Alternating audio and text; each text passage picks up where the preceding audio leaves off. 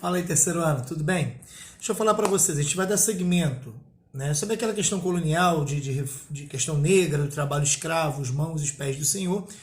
Vamos seguir para uma sociedade colonial abordado no capítulo 6, no módulo 6. Lá foi abordada a questão do açúcar, do tabaco, das drogas do sertão, da pecuária. Todos esses são os elementos que eu quero que vocês depois foquem numa lida ali, e a gente não precisa se aprofundar muito nesse momento, futuramente depois eu pego algumas informações ali, naquelas formas de atuação financeira dentro do processo colonial.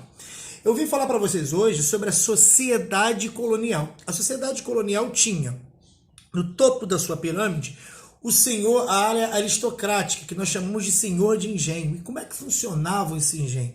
Esse engenho funcionava no aspecto de ter uma casa grande, onde ficavam os senhores feudais, senhores de terras, perdão, senhores de escravos.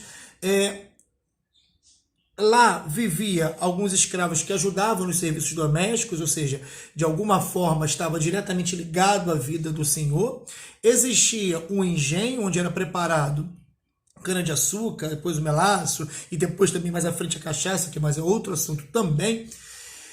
E tinha a senzala, então existia uma relação muito importante, impactante, que até hoje é citada, tem um livro do Gilberto Freire, Casa Grande Senzala, fala muito sobre isso, das relações sociais, onde você tinha aqui o senhor de escravo aristocrático e você tinha a senzala, que chegava ao final da noite, guardava o escravo lá que nem um depósito de gado, fechava o cara e de manhã ele vai voltar para trabalhar, nas condições mais desumanas possível. Então, quando alguém faz uma referência hoje de Casa Grande Senzala, ela quer dizer assim, ó, quem manda e quem está sofrendo para trabalhar, para se dobrar aos desejos aristocráticos. Então nós temos aí uma pirâmide com o desenho de quê? Uma aristocracia, embaixo vinham os homens livres, né, que assim, senhor de pequenas terras, que não tinham engenhos, ferreiro, carpinteiro, a vida no geral, sapateiro e por aí vai. E o capataz também. E embaixo vinham os trabalhadores escravizados, na verdade, o escravizado, não o escravo, já conversamos sobre isso em aula e eu falei que não existe escravo, existe escravizado, que a gente chama dentro da história, e o livro de vocês também chama, dentro da história, de mãos e pés do Senhor, ou seja, se a população ela está agindo, se ela está agindo dentro se a população, perdão, se a sociedade está agindo dentro de um círculo, né, vamos colocar assim, funcionando, é as ordens do senhor aristocrático para os homens livres que vivem servindo o senhor aristocrático, e a economia gira toda em torno das mãos e dos pés dos escravos, e ali baseia-se totalmente o trabalho escravo, e é isso que eu queria que vocês percebessem. O trabalho escravo sustenta todo o processo econômico do Brasil colonial. E a partir disso nós tínhamos anteriormente no módulo 5 a criação dos governos gerais, ou seja, acaba as capitanias hereditárias porque não deu certo, né? Só duas capitanias deram certo, que Pernambuco e São Vicente, tá? E depois vem o governo geral, que vem junto com o ouvidor-mor, provedor-mor e capitão-mor. Ouvidor-mor cuidava das questões da justiça. Capitão-mor da fronteira e dos problemas internos com segurança. E o provedor-mor das questões financeiras também. Tá bom? Então, de alguma forma, agora vem uma nova administração que vai praticamente solidificar uma classe aristocrática. Inclusive nas câmaras municipais que vai atuar ali, nós temos o que nós chamamos de homens bons, que era a galera do status, da aristocracia, os que tinham passagem direto para tomar as decisões.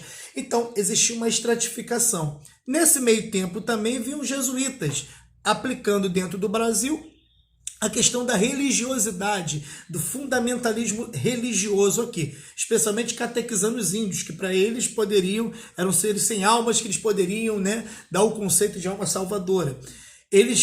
Os jesuítas tiveram um problema grande, porque eles não aceitavam, por exemplo, a escravização dos indígenas. Então teve uma briga com uma outra classe que vai vir agora, que a gente chama de interiorização da colônia, que é a classe dos bandeirantes, que vai migrar para as áreas internas, a chamada interiorização da colônia brasileira. Eles vão para dentro, vão começar a entrar para dentro do Brasil, sair da região litorânea, por buscar novas terras, buscar novas riquezas e principalmente novos mercados dentro da própria colônia. Descobrir pedaços do Brasil onde nunca foram pisados e ali a gente vai ter descoberta do ouro, vamos ter descoberta de diamantes, vamos ter novo arranjo social, cultural no Brasil também, com o advento do barroco e por aí vai. Outro ponto importante que a gente vai deixar para o módulo 7, eu vou disponibilizar aqui já alguns vídeos para a gente começar a falar sobre, são as invasões estrangeiras também. França no Rio de Janeiro, Holanda em Pernambuco, a gente vai ver muitas coisas dentro desses aspectos. Essas questões que eu pontuei aqui atendem os 5, 6 e 7. Valvão explicou os 5, 6 e 7? Não, eu trouxe os pontos primordiais desses módulos para que vocês leiam, entendam e pontuem para mim as dúvidas relacionadas a esses 3 módulos, 5, 6. O 7 ainda vou dar. Na verdade, só eu plaquei aqui o 5 e o 6, né, que a gente trabalhou, tem trabalhado dentro desses conceitos. Mas é bem curto, 5 e 6 são bem curtos, inclusive foram o que eu tratei aqui com vocês, tá bom? Fico no aguardo, por favor, postem dúvidas lá para mim, deixem anotado as dúvidas, eu preciso que vocês façam isso, tá bom? Tô sentindo falta de vocês ali. Beijo!